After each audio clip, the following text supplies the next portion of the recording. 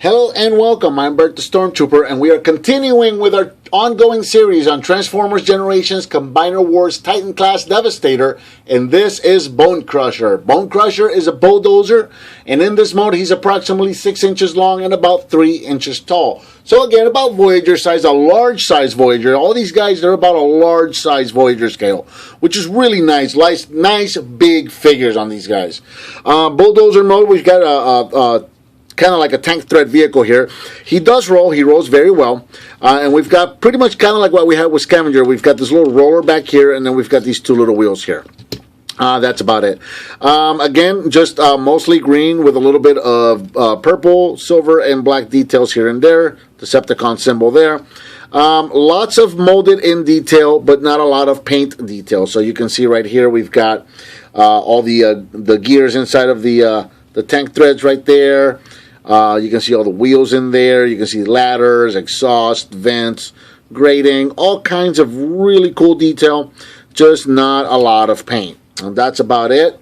For the vehicle mode, he can move his bucket up and down a little bit. There are two hinges here. You got a hinge right here, and then you've got another hinge on the bottom right there. It's really kind of meant for transformation though. So mostly in this mode, you're just going to use this top hinge right here. That's about it.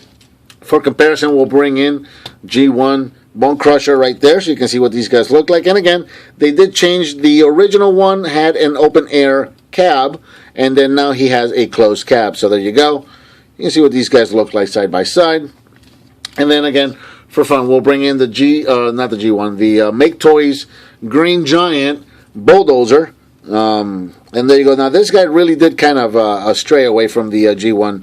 He's a bulldozer. He's just a different kind of bulldozer. Kind of like probably a smaller scale bulldozer on this guy. Than this guy looks more like a real big industrial bulldozer. This guy looks a little smaller. So there you go. That's what these guys look like side by side. And we'll get into the transformation. Now the transformation for this guy, probably my least favorite. It's not terrible, but there's something with the hips here. There's a bit of engineering here with the hips. And at least on mine, it doesn't seem to be working so well. So we're going to start right here with the threads. These guys are tabbed in on the sides, as you can see there. And there's another tab right there. So just go ahead and untap these guys. And then these pieces right here, these are going to come all the way down. And as you do that, you're going to rotate those hips outwards. Now, as you can see on these pieces right here, we've got these two hooks here and these two slots over here.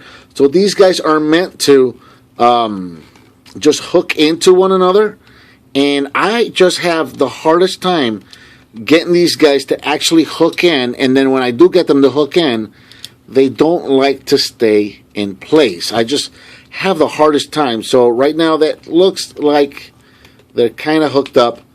There's a very, yep, there it is. They hooked up now. There's a very good chance that those are going to come apart during transformation. I'll try to be gentle. Go ahead and grab the legs right here. Extend the legs, much like we did with Scavenger. And then go to the bottom here and split the feet. Just like so. And there's the hips split up again. So I'm just going to leave them like that and try to put them back together at the end. Go ahead and take the bucket down at the bottom hinge right there. Just bring this guy all the way down. Leave it there for now. Take the back of the cab here. Go ahead and bring that piece down. Let's adjust the camera. Bring it up a little higher. So we brought this guy down. This guy was pegged into this peg right there. And then just separate this whole back piece. Just go ahead and separate that just like that. This whole middle part right here, these are the arms. These are pegged in together right there and right there. So this whole thing is going to split. These guys are going to come out, and these are going to kind of create the sides of the chest right here and right there. And then go ahead and straighten out the arms. Just turn them down like this and bring down the forearms. Just like so. Let's see where we at. Okay, so now we're going to open this cab up right here. Just flip it all the way up like so. Reach in here and pull the head of the robot out. And then this piece right here, there's a hinge there, there, and there. There are three hinges. This guy's going to accordion in. And these guys right here are going to clip into the inside of the chest right in there. Just like so. This guy's just going to stay down like that. And then you're going to bring the bucket all the way up. And this guy's just going to sit right there on the chest. Let's see if we can get this hip part to hook one more time so that we can get a good shot of the robot mode. And incredibly enough, it actually hooked the first time. No, it's not hooked in all the way. There we go. It's hooked in, so let's see. Let's hope that he stays put together, because once he's put together and you stand him up, he's actually a really nice looking robot. So let's get him standing straight. And there is Bonecrusher in robot mode. Here in robot mode, Bonecrusher is approximately 7 inches tall. We'll bring him in close once again so we can see the face detail on this guy. And again, love the face detail on this guy if we can get him to focus in. Really, really love the head sculpt on this guy. It's just, I don't know what it is, but I just really like that head sculpt. So there you go. That's a head sculpt on that. As far as articulation goes, the head is on a ball joint, so it moves up and down just a little bit. Again, hindered because it is a boxy, squarish head, but you do have some side-to-side rotation as well. The shoulders are on a ball joint, so these guys go in and out, forward and backwards, rotate all the way, all over the place.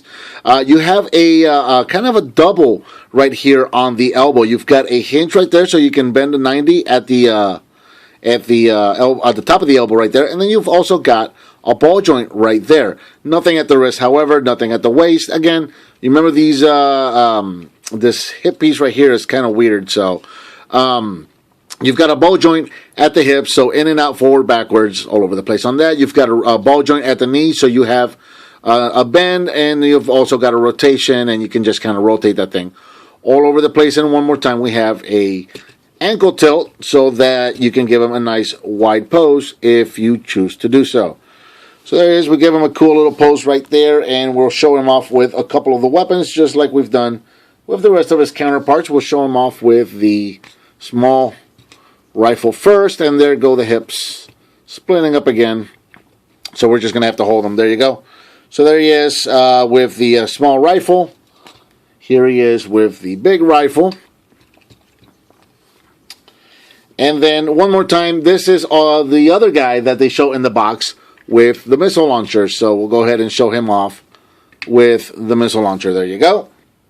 And of course the hips right here that just refuse to stay together for me. I don't know if this is just my copy or if this is going to be a problem all the way around, but like I said, this is kind of the guy that I really love the way that this guy looks, but I'm enjoying him the least because of this, because I just can't move this guy around and play with him, but without those hips just popping off, and that's just really disappointing to me. So there you go. There he is. One more time, just standing there, and we'll bring in G1 Bonecrusher so you can see what these guys look like side by side. And of course, both of these have the bucket for the chest right there, so you can see they got the bucket for the chest, and then they got the threads for the legs. So very G1 inspired over here with the new one.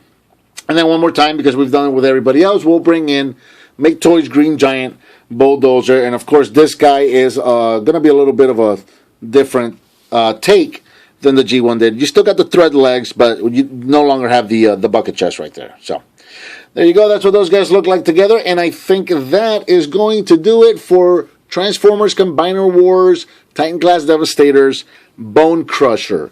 What did you think of this figure, and what would you like to see me review next? Let me know by leaving me a comment. Give me some thumbs up. Subscribe and share with your friends if you like what you see, and I'll talk to you next time.